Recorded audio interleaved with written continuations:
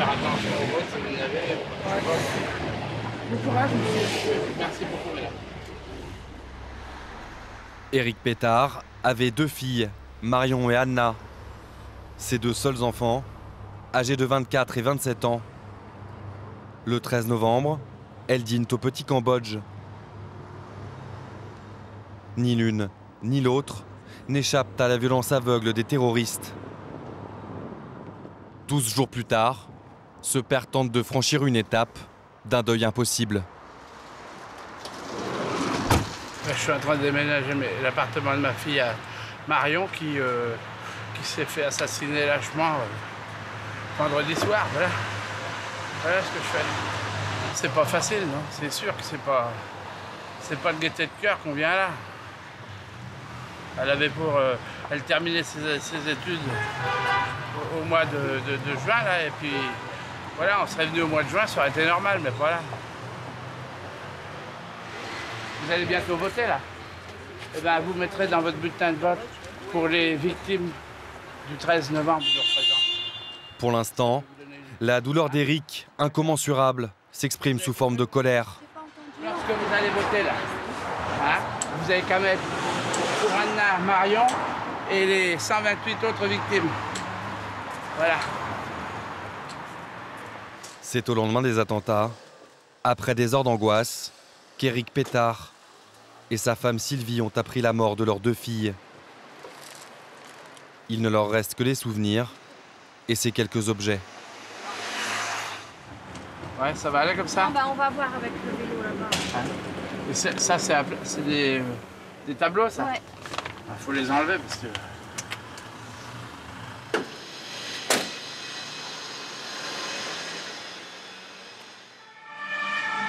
13 novembre 2015, la France est frappée par les pires attaques terroristes de son histoire. Un choc dans un pays déjà traumatisé par les attentats de janvier, visant Charlie Hebdo et l'hypercachère Porte de Vincennes. Ce sont des blessures de guerre, moi j'ai jamais vu ça. 2015, une année noire.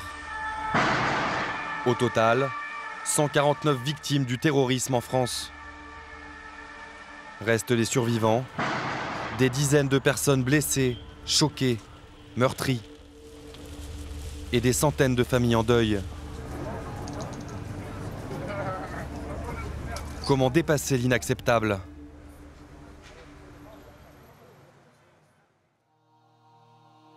Anna et Marion sont sur le point de demander l'addition au serveur du Petit Cambodge lorsque les kalachnikovs des terroristes les foudroient.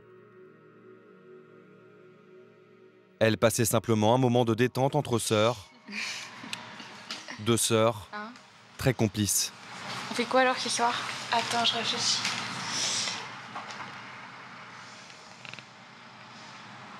Tu réfléchis ou t'écris? Une semaine après les attentats, la boucherie-charcuterie de leurs parents dans le Loir-et-Cher est devenue un lieu de pèlerinage. Non, j'arrive pas à croire qu'on est en train de faire ça. Bon, j'ai pris des trucs pour me détendre, mais même comme ça. Faut qu'on ait le sourire qu'elles avaient. Ouais. Voilà. La joie de vivre. Elles étaient tellement belles. Eugénie était la meilleure amie d'Anna. Ensemble, elles avaient fait les 400 coups.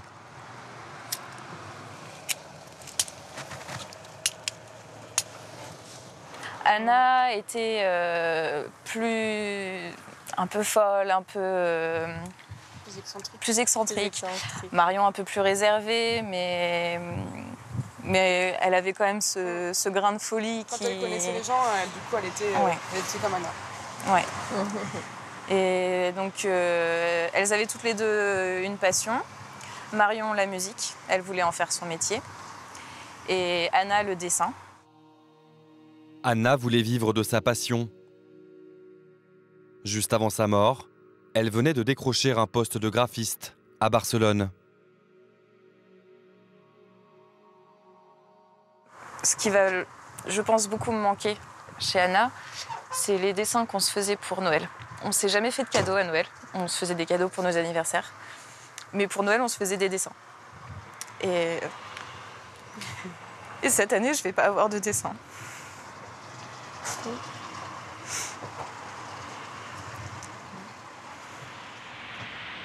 Toute la région a été bouleversée par la mort des deux sœurs. Dans leur village, une école va être construite dans quelques mois. Elle portera leur nom.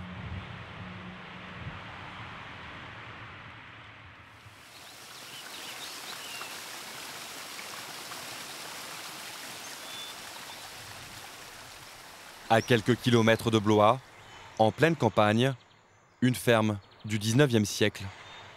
C'est ici que les deux jeunes femmes ont passé leur adolescence. CV, tiens, tu le poses là-bas. Voilà, oh, pas tellement. T'as plus qu'à le mettre au four. Il y a un mois encore, Éric et Sylvie Pétard menaient ici une vie paisible, celle de parents fiers du parcours de leurs deux filles. Pour assurer leur avenir, ils avaient travaillé toute leur vie, 6 jours par semaine. Voilà, mon grand-père était de l'assistance, il a commencé ici, mon père a continué, puis ben, moi je suis maintenant là. J'essayais de maintenir ça pour le bonheur de mes enfants, ben, c'est foutu.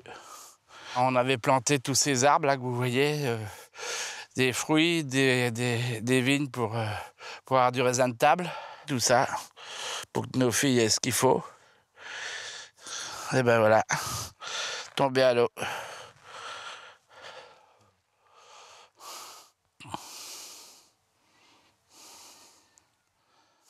Tout est effondré. On n'a plus d'enfants. On n'a plus que du bien matériel qui va nous servir le temps de notre vivant peut-être, mais avec une amertume plutôt sévère. Un petit coin de bonheur qui disparaît. Depuis quelques jours, Éric et Sylvie ont décidé de rouvrir leur boucherie-charcuterie. Se remettre au travail pour tenter de fuir l'insupportable. C'est aujourd'hui leur jour de congé, dans une maison où tout leur rappelle leurs 2 enfants. Voilà, le piano, il est là, et ma fille m'avait dit, je t'apprendrai à jouer de la musique quand tu vas être à la retraite. Et ben voilà, elle ne pourra pas prendre.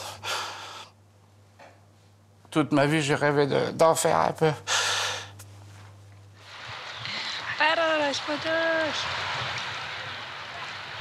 ¿Me quieres?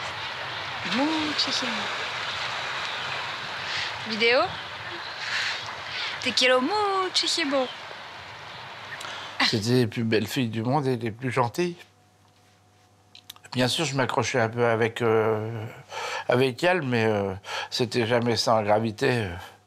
Pour elle, tout le monde, il était beau, tout le monde, il était gentil, puisque c'est ce qu'on leur apprend à l'école aujourd'hui. Alors, mais bon, dans le sens de la vie, c'est pas comme ça. Hein.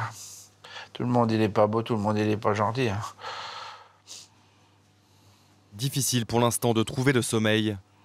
Leur quotidien est désormais ponctué de rituels pour essayer d'atténuer un manque, chaque jour plus douloureux. Ben, on embrasse nos filles tous les jours, sur du papier, voilà. On les pleure tous les jours. On n'arrive pas à avaler ça. On ne pourra jamais avaler ça. Et moi, plus ça va, plus j'ai de la haine. Moi, j'ai un trou dans mon ventre et puis il est pas comblé, quoi. J'arrive pas à m'imaginer, c'est tout. J'ai l'impression qu'elles vont revenir. On n'arrive pas à s'imaginer qu'elles sont sous terre et puis on va tous les jours au cimetière, on leur parle toute la journée, mais elles sont plus là, il n'y a plus de répondants, quoi. Il n'y a plus leur voix, il n'y a plus leur message. Éric et Sylvie ont reçu des centaines de lettres de soutien en provenance du monde entier. Ils ont attentivement lu chacune d'entre elles. Pour l'instant, ils refusent tout soutien psychologique. 15 minutes avant la tuerie du petit Cambodge, les terroristes attaquent la terrasse de la Belle Équipe.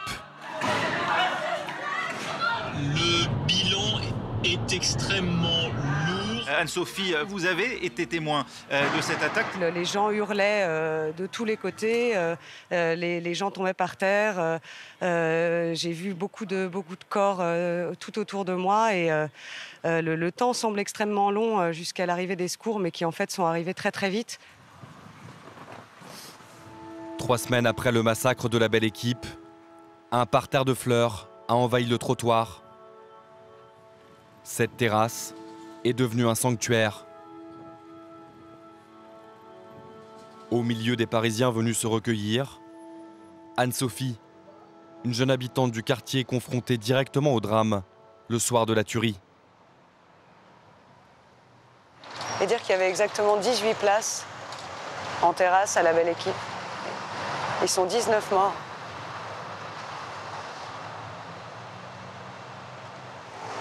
J'habite à peu près 30 mètres d'ici. Je passe devant tous les jours pour aller au travail et pour revenir du travail. Et à la place des corps que j'ai vus ce soir-là, il y a des fleurs, des bougies, plein d'objets, des bouteilles de vin, des dessins, des photos. Le 13 novembre au soir, Anne-Sophie dîne chez un ami, à 2 pas d'ici. À 21h45, des déflagrations lui font d'abord penser à un feu d'artifice. Elle sort machinalement son téléphone portable. Appelez le 15, putain. Faut appeler la police, là, non? Cette détonation sera la dernière d'une très longue série.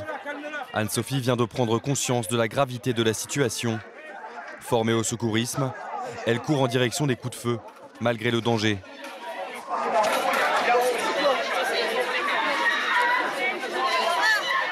donne-moi les clés, j'ai ma trousse de secours à la maison. J'ai pas les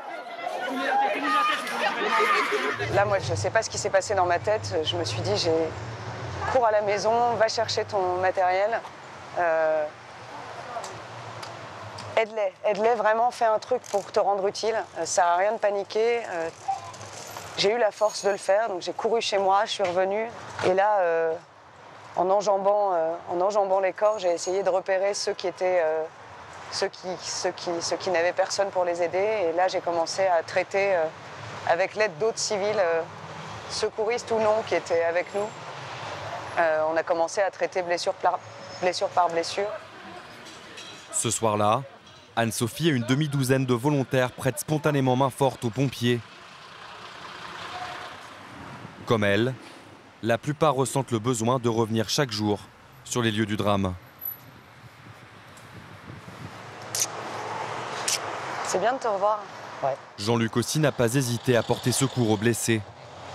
Ça va, toi, quand tu reviens ici? Moi, je reviens pas. Dès que je regarde par la fenêtre, je vois tous les gens, je vois les fleurs. Donc, j'ai eu un peu de mal la semaine dernière. J'ai fermé mes rideaux. J'y arrivais plus. Moi, j'ai uniquement des flashs qui reviennent, des flashs de choses abominables. Ouais. Et j'essaye de les ranger, de les mettre de côté. Et quand je vois quelqu'un comme toi arriver, je sais pas, ça me donne un sursaut de allez, c'est bon, on continue. Tu n'étais pas toute seule. Voilà, j'étais pas toute seule, mais c'était bien qu'on soit là. Franchement, c'était bien. Et je crois qu'on est. Ah bah là, ouais, moi je vais me souvenir de toi toute ma vie. Les soins dispensés par Anne-Sophie et Jean-Luc dans l'urgence ont permis de sauver 4 personnes. Merci. Hein. Et puis quand tu veux. Bah ouais. Puis on se voit vite. Salut. Pourtant, ni l'un ni l'autre ne sont médecins ou infirmiers. Passionnée de voyage, Anne-Sophie travaille dans l'audiovisuel, le moyen pour elle de parcourir le monde. Ce sac à dos l'accompagne dans toutes ses aventures, mais il n'a rien de l'attirail classique du globe-trotter. Ça fait bizarre de revoir tout ça. C'est encore plein de sang, tout ça. En tout cas, elle a bien servi parce qu'elle est vide. C'est cette petite sacoche qui lui a permis de sauver des vies. Un nécessaire d'urgence distribué à l'issue d'une formation de secours aux blessures de guerre. Anne-Sophie pensait s'en servir en Irak ou en Afghanistan, mais c'est juste en bas de chez elle qu'elle a affronté l'horreur. J'étais comme sortie de moi-même et je ne voyais que des blessures. Une blessure ici, il faut faire un garrot là, hop, je faisais le garrot. Une blessure à la cuisse, le garrot à la racine du membre. J'avais des moyens mémotechniques que j'avais appris lors de ce stage qui me permettaient de rester extrêmement froide. Et une fois ces premiers gestes effectués, certains saignements arrêtés, tout ce que j'ai fait, c'est tenir leurs mains, les regarder dans les yeux, leur dire de rester avec nous, leur parler, les réchauffer, les rassurer. Je me considère pas du tout comme une héroïne, pas du tout. Je pense avoir eu le bon réflexe au bon moment parce que j'étais au mauvais endroit, au mauvais moment. Et j'aimerais bien faire en sorte que si ça doit se repasser, pour ma gestion de l'après, j'aimerais bien pouvoir transmettre, avec l'aide d'autres personnes, pouvoir faire en sorte que les gens puissent avoir ces mêmes réflexes, avec ce même matériel. Je suis hyper émue, là, je ne sais pas ce qui m'arrive.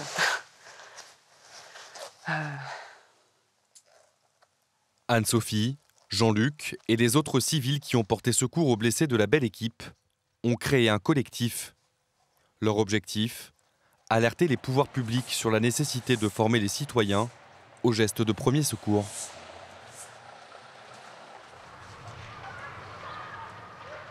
Difficile d'imaginer le lien entre un blessé et celui qui lui a sauvé la vie.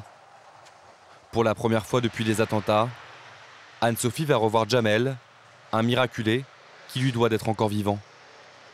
J'imagine qu'il souffre parce que dans mes souvenirs, il avait 3 balles dans le corps. Et j'ai vraiment cru ce soir-là que ça allait très très très mal se terminer pour lui, qu'il n'allait pas s'en sortir, je vais être honnête.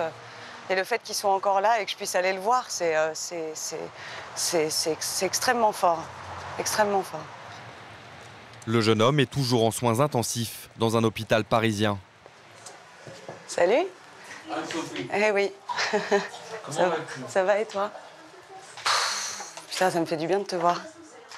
Et tu te souviens bien de moi ? Ouais, bah ouais. Ouais, j'ai passé une heure et demie. Dès que tu tournais de l'œil, je te disais « Ah non, non, non, non, non !» Je te faisais rire. Et dès que je sentais que ta main lâchait, je disais « Allez, allez, allez, frère, allez, Jam, allez, Jam !» Ouais, je suis c'est fou. C'est trop bien, c'est trop bien. C'est bien de... Enfin, voilà. Ah. Ça fait mal. Ouais, j'ai des douleurs au pied, en fait. Du coup, c'est le pied qui a plus pris. Moi, je pensais que c'était le bras qui allait... Non, c'est juste que le pied, en ce moment, j'ai des problèmes avec le nerf. Une grosse douleur toute la journée, toute la journée, toute la journée. C'est chiant. Oh putain, c'est toi. Salut, Jam. Jamel n'oubliera pas non plus Fred, l'épicier du quartier improvisé secouriste, comme Anne-Sophie. 2 heures à me tenir à la main, à me maintenir en vie. C'est toi qui as été costaud. C'est toi qui as été... Vous étiez là pour nous... Ouais, mais t'es un sacré bout de personne, hein. Putain, tu lâches rien, hein. Ah, c'était pas évident. T'étais où? T'étais à l'endroit où on t'a trouvé, c'est-à-dire devant, ou t'étais plutôt à l'arrière, toi, dans le bar? Ah non, moi j'étais en terrasse. T'étais en terrasse? En première ligne, quoi. T'es un miraculé. Ouais. C'est énorme. Ouais. Franchement, je te dis, à un moment, j'étais assise de l'autre côté, par terre, avec l'américaine. J'avais juste une vue sur ton bras. Et franchement, il y a un moment où je me suis dit, il va le perdre. Ouais. Pour moi, c'était... C'est pour ça que quand je suis rentrée ici, que j'ai vu ça, je me suis dit, bon, c'est vraiment cool. Mais je crois même, quand je suis arrivé ici, j'ai perdu une sensation, tellement la douleur était forte que le cerveau, je crois, il a coupé. Bah bien sûr. Ah, ça doit être ça. Hein. Ah, mais moi, vous n'êtes pas là, je pense que j'y reste. Hein. Je sais pas, je pense je sais pas. Ça a sorti quand même, je sais pas. C'est très bien de le voir là, c'est très bien de le voir là. Il va continuer, il va aller mieux, il va avancer, il a le sourire, c'est magnifique. C'est très très bien d'être là et c'est très très bien de le voir. Un long travail de reconstruction attend Jamel. Des mois de patience, d'obstination pour retrouver son autonomie. Pour que la vie continue, coûte que coûte. Bon bah écoute, fais bien des progrès. Ouais, un bisou. Merci Anso d'être venu. Prends soin de toi. Ouais, bon courage à vous. Bon, Jam. Ouais, je te fais un bisou. Je reviendrai te voir. Merci. Ouais, je t'ai dit. Merci. 352 personnes ont été blessés dans les attaques du 13 novembre. Cette vague de violence, sans précédent dans l'histoire de notre pays, a ébranlé la nation et bouleversé tous les Français. Ceux qui étaient en première ligne pour combattre les terroristes n'en sont pas sortis indemnes. Poussez-vous les gars! On fait quoi? On va où? Prenez-les, c'est bon. 2015, une année de cauchemar pour les forces de police, notamment pour le RAID et la BRI. Vous êtes pas blessés? La BRI et le RAID sont sur place. 80 policiers d'élite déployés. Le 13 novembre, la BRI donne l'assaut au Bataclan, où les terroristes sont en train de commettre un massacre.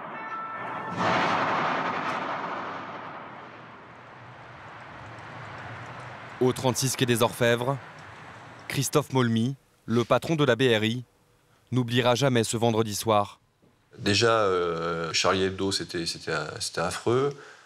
Bon, l'hypercachère, on ne peut pas dire que c'était très drôle non plus. Mais là, ça dépasse tout ce qu'on pouvait imaginer, effectivement.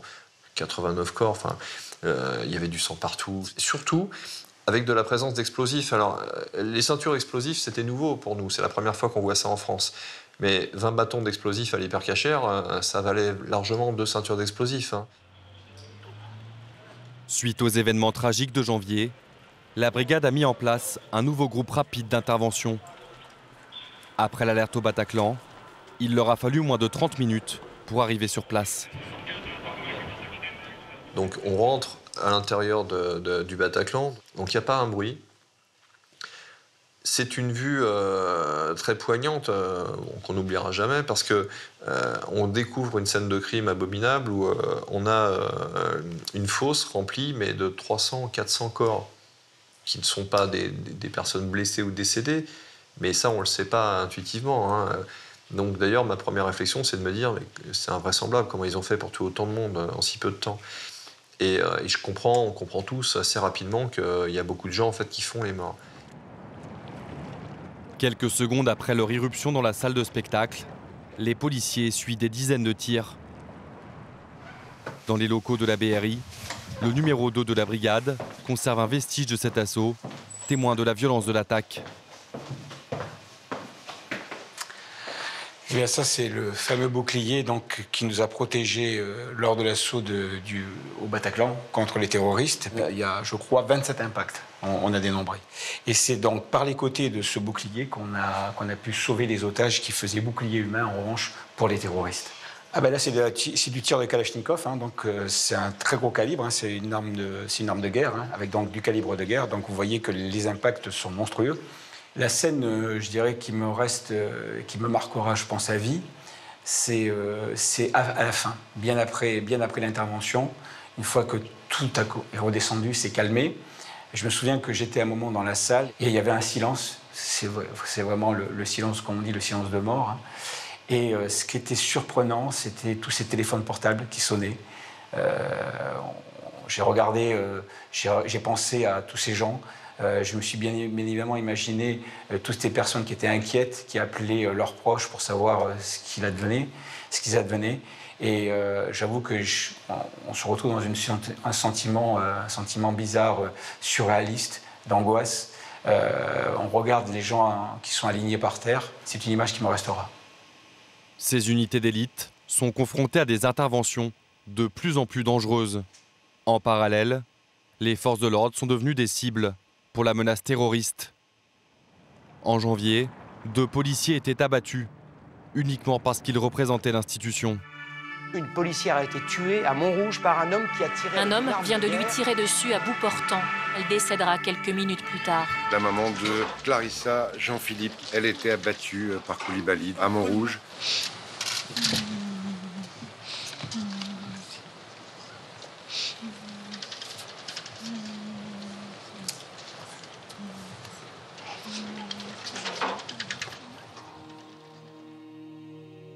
Clarissa Jean-Philippe, une jeune femme de 26 ans, rentrée dans la police pour servir l'État.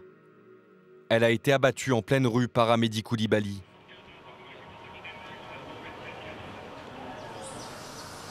Une petite ville dans le nord-est de la Martinique. Au lendemain de la Toussaint, c'est aujourd'hui la fête des morts. Oui, et les bougies déposées hier sur les tombes continuent de brûler pour raviver le souvenir de nos proches aujourd'hui disparus. En ce jour des morts, difficile de trouver une place assise dans la petite église de Sainte-Marie.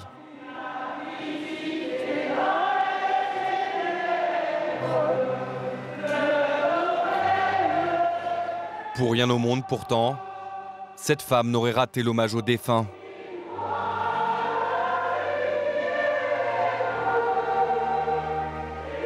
Marie est la mère de Clarissa Jean-Philippe.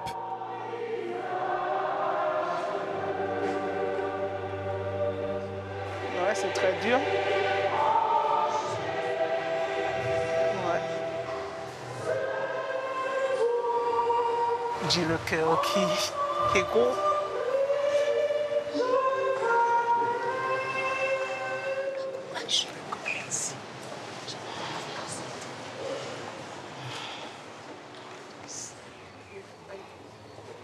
Clarissa repose désormais dans le cimetière du village où elle a grandi. J'ai le parapluie. Ce jour-là, le clan Jean-Philippe honore la mémoire d'une jeune femme, devenue au fil des années la fierté de la famille.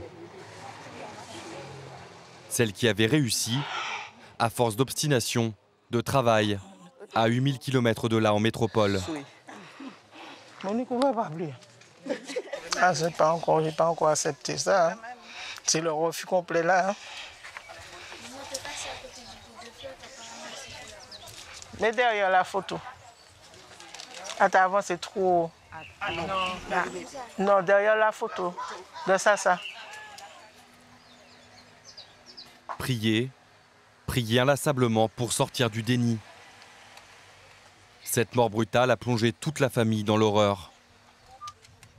10 mois après, c'est toujours présent et c'est difficile. On n'arrive pas, on n'y arrive pas.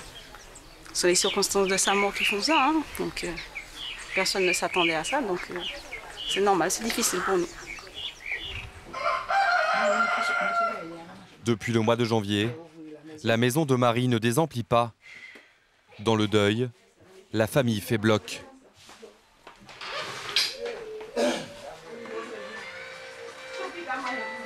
Lynn, la tante de Clarissa, était très proche de sa nièce. Policière elle aussi, elle était son mentor, sa protectrice.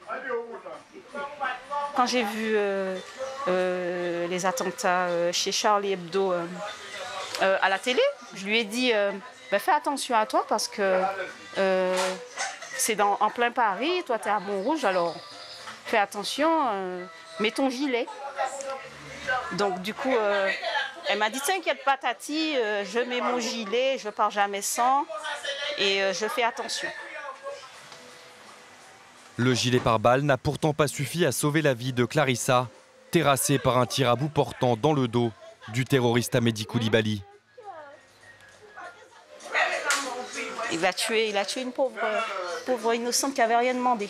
Donc je peux pas pardonner, c'est pas possible. Dans l'immédiat en tout cas, je peux pas. Je sais pas quand est-ce que ça viendra, mais j'en tremble tellement c'est rageant.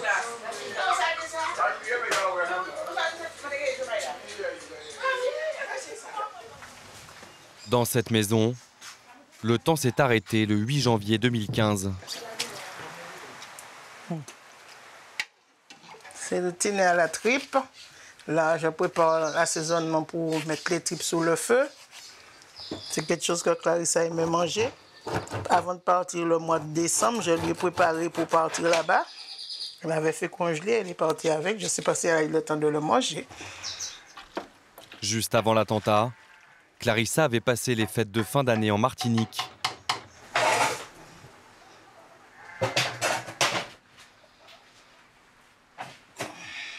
Dès qu'elle le pouvait, la jeune femme traversait l'Atlantique. On ne s'est jamais séparés. Puis le jour qu'elle est partie, je lui ai dit qu'elle m'a abandonnée. Elle m'a dit non maman, je ne t'ai pas abandonnée, je vais chercher du travail pour t'aider. Pour moi, la vie n'a plus de sens. Hein. J'ai mon fils avec moi, mais pour moi, il n'y a plus de sens à la vie maintenant. Hein. Je vis au jour le jour.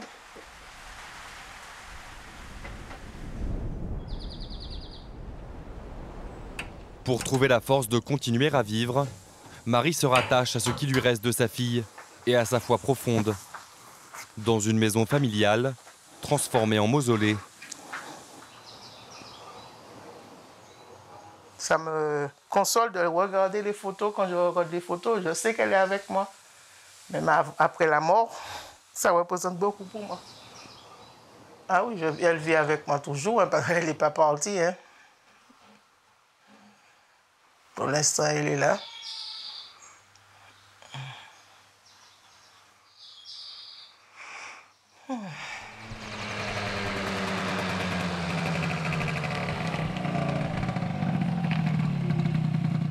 Wilfried est le seul frère de Clarissa, de 5 ans son cadet.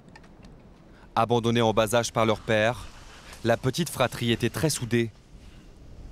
À l'écart de la maison familiale, à l'atmosphère qu'il trouve parfois pesante, il nous conduit dans les champs de canne à sucre, là où il travaille comme ouvrier agricole.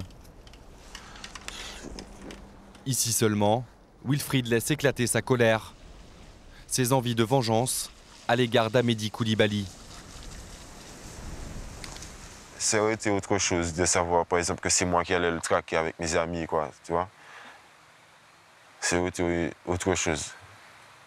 Savoir peut-être c'est moi qui le tue, tu vois, c'est déjà un autre soulagement. Celui qui a fait le coup, là, il est mort, donc après, ils l'ont tué. Il n'a pas pu parler, il n'a pas pu dire pourquoi ci, pourquoi ça. Donc, ça, c'est un tas de questions qui restent sans réponse. En France, les victimes d'un attentat et leurs proches sont dédommagés par un fonds de garantie. 15 000 € ont été proposés à Wilfried, mais le petit frère, en colère, a immédiatement renvoyé le chèque de dédommagement à son expéditeur.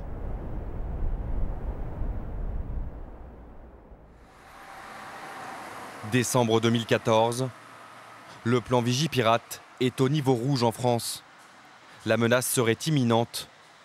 Personne n'imagine encore à quel point l'attaque au journal Charlie Hebdo sera meurtrière. Des hommes cagoulés, brandissant des kalachnikovs, face à eux, désarmés, des dessinateurs amoureux de la liberté. Toute ma vie de femme, c'est lui. C'est ma plus belle histoire d'amour. C'était un mec merveilleux, un bon mari, un bon amant. C'était un papa extraordinaire.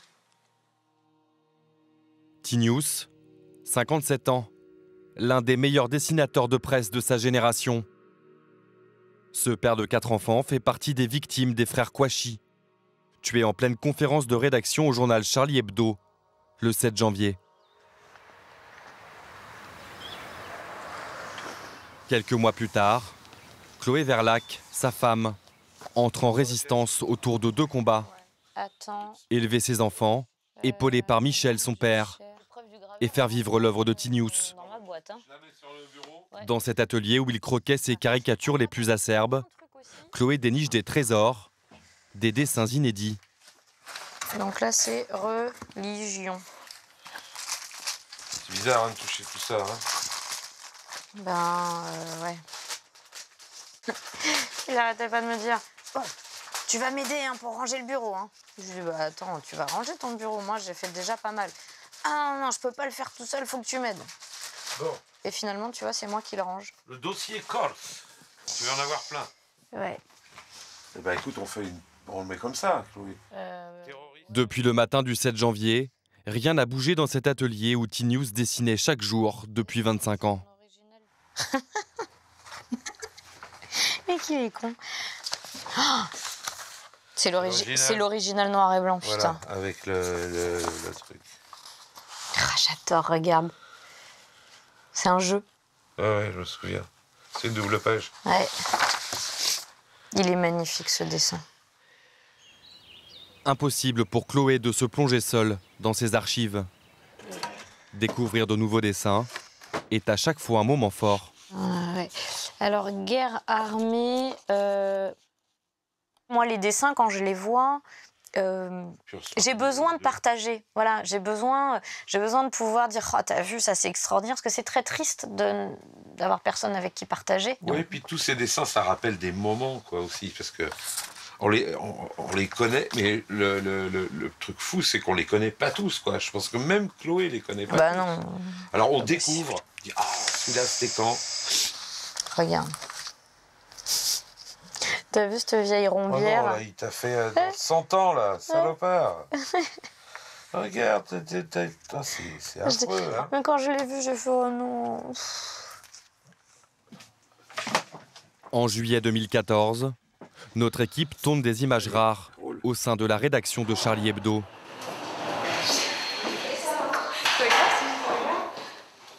Un reportage jamais diffusé, tourné le jour de l'emménagement dans les nouveaux locaux.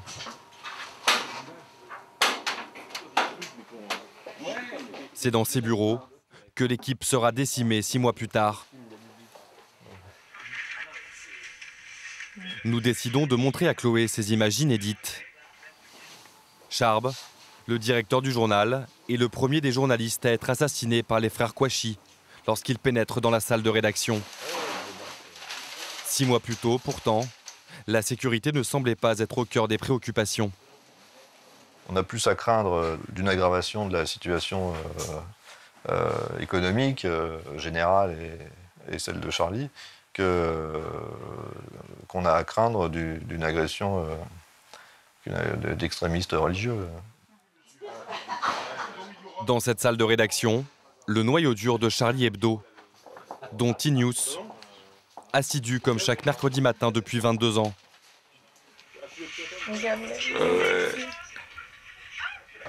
Allez-y les enfants. On vous écoute. Le bon parent. Non, c'est le seul parent qui ne regrette pas. En effet. Ben, je suis heureux d'être celui-là. Bah, moi aussi. C'est un exemple pour nous tous. C'est mère de famille? Bah, évidemment, je suis mère. Mais Cabu, mais qu'est-ce qui t'arrive, Cabu? Mais enfin. Et nous, on a l'exclusivité de Funès et on en fait qu'une double page. Mais vous êtes fous. Ouais, le centenaire. C'est l'année du centenaire. Une conférence de rédaction comme les autres à Charlie. Tu pensais que ça arriverait un jour, toi? Moi, je pense que ça fait plutôt un 16 pages bien. Toi, je pensais qu'un jour il y aurait de la contestation dans le journal ou même une tentative de putsch, mais que ça se passe sur De Funès. Je pensais qu'on s'engueulerait politiquement, on n'est pas d'accord. Mais regarde comment elle est petite cette salle de rédaction. Moi, quand je suis rentrée, c'est ça qui m'a marqué, c'est tout petit. C'est tout petit, il n'y a pas d'issue. Autour de cette table, 7 d'entre eux tomberont sous les balles des terroristes. J'étais jamais allée dans ces locaux-là, donc je les connaissais pas. Et la seule fois où j'y suis allée, c'était pour récupérer la sacoche de T-News. Il y avait encore des traces, j'ai vu l'endroit où était T-News, j'ai vu les impacts de balles dans les tables, j'ai vu tout ça. Donc j'avais que ça comme image de ces locaux et c'est... Voilà, c'était assez c'est terrible parce que c'est des images qui hantent, qui reviennent, dont on rêve, Et là, tout d'un coup, je l'ai vu vivant dans ces locaux, tout propre, tout blanc. Il y a du plaisir, il y a... Voilà, donc ça fait du bien. Ces derniers mois, Chloé a publié 3 ouvrages posthumes signés T-News. 2 autres sont en préparation.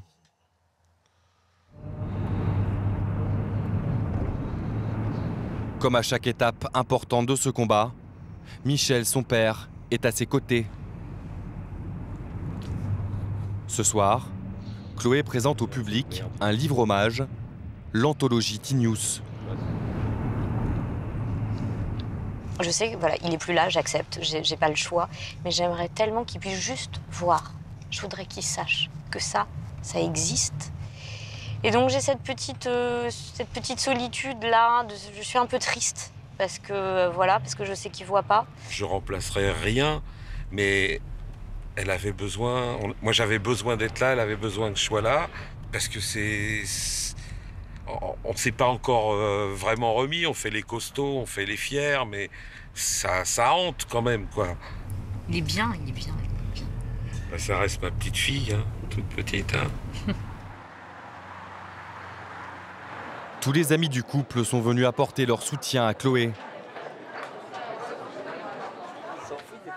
Patrick Pelou, Christophe Alévèque et Jean-Michel Ribes, le directeur du théâtre.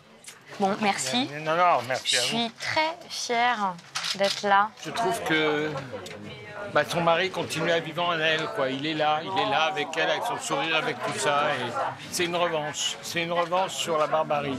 La barbarie n'a pas tué ni le rire ni le sourire de Chloé. Et ça, bravo. Un pour Caro. Merci. Ça, c'est pour Caro. Ça, c'est pour Caro. Ouais, mais c'est un peu spécial.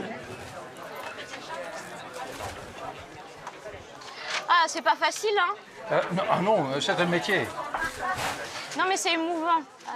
Parce que j'aimerais tellement que ce soit lui qui les signe, tu vois. C'est compliqué. C'est compliqué.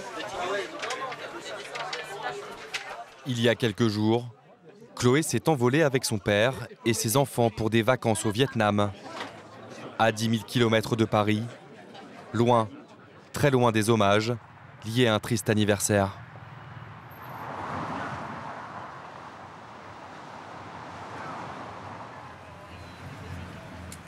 Quelque part dans Paris, dans un quartier tenu secret, un appartement surveillé en permanence par le service de protection rapproché de la police. C'est ici que vient de s'installer la journaliste la plus menacée de France, Zineb El Razoui.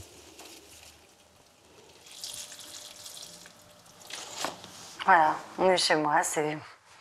Je suis là depuis quelques mois maintenant, après une période d'errance où j'allais d'hôtel en hôtel, je changeais d'endroit tous les 2-3 jours, j'allais chez des amis.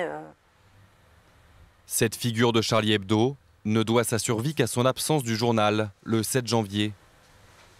Depuis, sa vie ressemble à une étrange partie de cache-cache avec la menace terroriste. Ici, elle a enfin trouvé un point de chute, un refuge.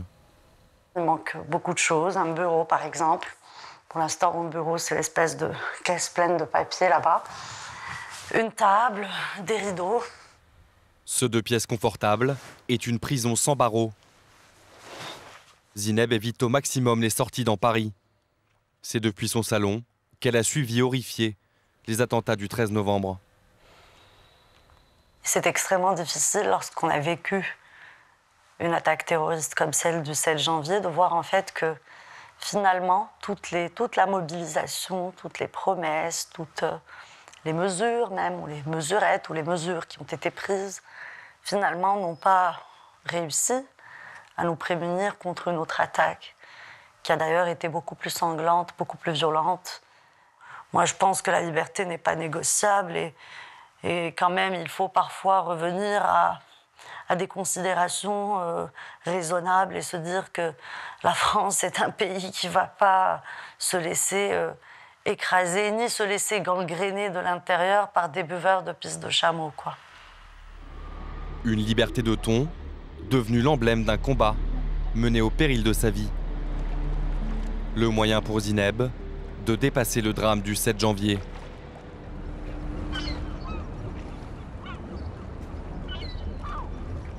À 1800 km de Paris, Stavanger, une petite ville portuaire du sud de la Norvège. Chaque année, un prestigieux festival pour la liberté d'expression y est organisé. 8 mois après les attentats, Zineb en est l'invité d'honneur. Un déplacement sous bonne escorte, car le risque d'attaque est permanent. Zineb, vous ne montez pas dans un taxi classique là? Non, je monte dans une voiture de convoi. Qui sont ces gens qui vous encadrent? C'est la protection norvégienne. Voilà, qui travaille évidemment avec la protection française. C'est à chaque fois comme ça que je viens, donc que je me déplace à l'étranger. Voilà, merci. Déjà sous le coup d'une fatwa depuis 2009, sa tête a été mise à prix en février dernier par le groupe État islamique.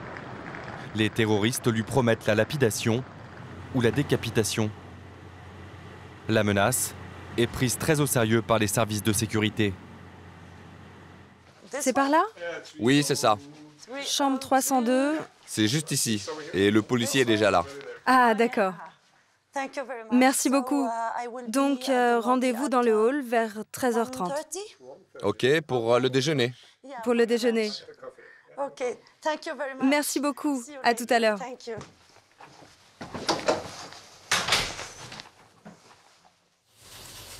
Depuis les attentats, Zineb vit avec l'obsession que ses confrères et amis ne soient pas morts pour rien. Elle clame toujours plus haut, toujours plus fort, les idées pour lesquelles ils sont tombés. Je pense beaucoup à Charb. Je crois que Charb, je sais pas, je me demande si en fait je pense pas à lui tous les jours, quoi. Je pense que je pense à lui tous les jours.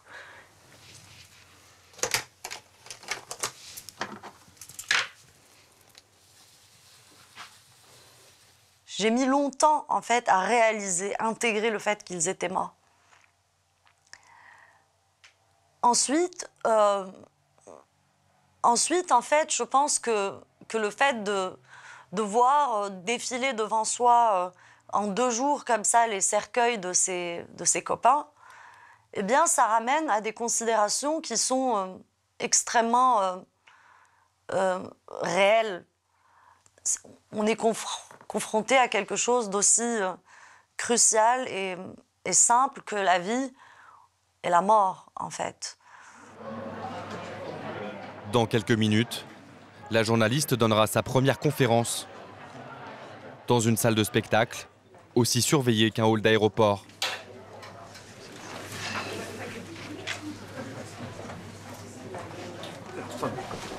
Je vais juste fumer une cigarette avant d'y aller. Je vais aller déjeuner en fait chez vous. Jamais seule, depuis des mois. La moindre pause cigarette entraîne le déploiement d'une dizaine de policiers en alerte autour d'elle. Mais Zineb ne semble pas intimidée. Non, j'ai pas peur. Eh bien, je sais que de l'autre côté, ce sont des fous qui sont... Mais voilà, ce que j'ai envie de leur dire, c'est que moi, je crois en la vie. Si eux, ils ont le culte de la mort, moi, j'ai le culte de la vie. Et voilà, et il faut vivre. Il ne faut pas arrêter de vivre sous prétexte que cette bande de cons existe. Voilà.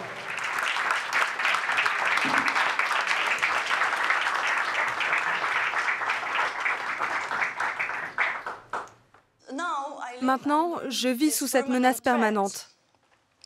Et beaucoup de gens me demandent « Es-tu sûr que tu veux continuer ? Pourquoi est-ce que tu ne changes pas ton nom, ton travail ? Et pourquoi tu ne penses pas un petit peu à toi ? Je préfère rester moi-même et prendre le risque d'être tuée, plutôt que de ne pas assumer qui je suis. C'est notre liberté qui est menacée, ainsi que notre modèle de société.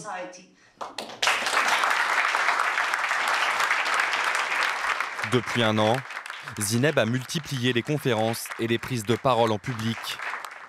Des dizaines de débats pour continuer inlassablement à défendre la liberté d'expression.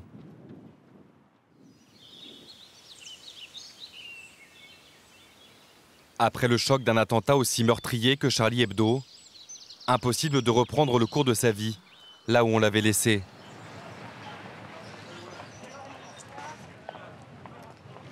En Corrèze, cette jeune femme est bien décidée à ne plus laisser ces démons la hanter. Sigolène Vincent est l'une des rescapées de l'attaque. Elle participait à la conférence de rédaction de Charlie Hebdo, le 7 janvier. Mise en joue par l'un des frères Kouachi, elle a finalement été épargnée sous le prétexte qu'elle était une femme.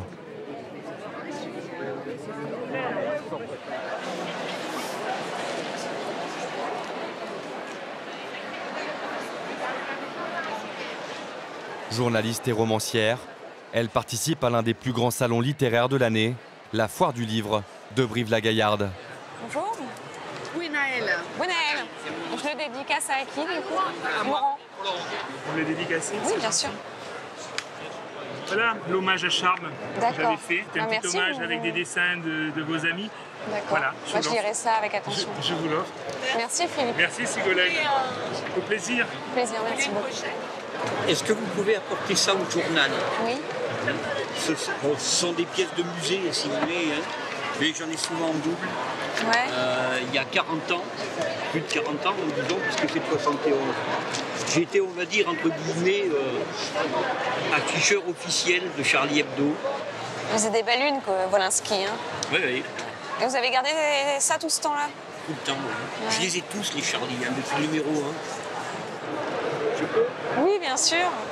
Sigolène est sans cesse ramenée à son statut de rescapée. Bah, ça me touche et puis ça me fait plaisir. Je pense que ça fait plaisir à la personne qui me les apporte. Voilà, c'est touchant. Puis en plus, c'est des affiches réalisées par Georges et ça fait du bien. Parfois, ça fait pleurer. Ce dernier roman, Sigolène l'a terminé quelques jours avant le 7 janvier. Pour l'instant, j'ai pas repris une écriture romanesque, mais c'est un peu tari la source. Alors moi, je suis pas blessée physiquement, mais je pense que je suis blessée quelque part et que mon corps, d'une manière ou d'une autre quand même, le ressent et peut-être que ça changera ma manière d'écrire. Cette matinée de janvier a fait que je veux retourner à des choses beaucoup plus simples, comme vivre, voilà.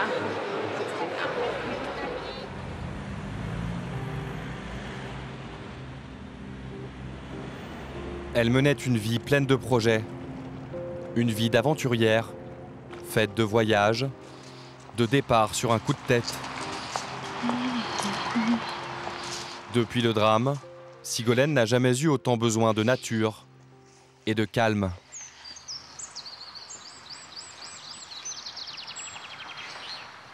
Au départ, les premiers mois, une impression de plus appartenir au monde, en fait, de marcher à côté du monde, de regarder les autres. C'est comme si on était séparés par une vitre et je regardais les gens vivre et je me demandais comment ils faisaient pour vivre, pour rire. J'ai l'impression que j'étais plus du tout intégrée au monde. Je me sens moins handicapée, moins tétanisée, moins sidérée que les premiers mois. Mais après, ça évolue. La tristesse, curieusement, est plus importante maintenant, en fait. Je pleure plus souvent qu'avant. Voilà.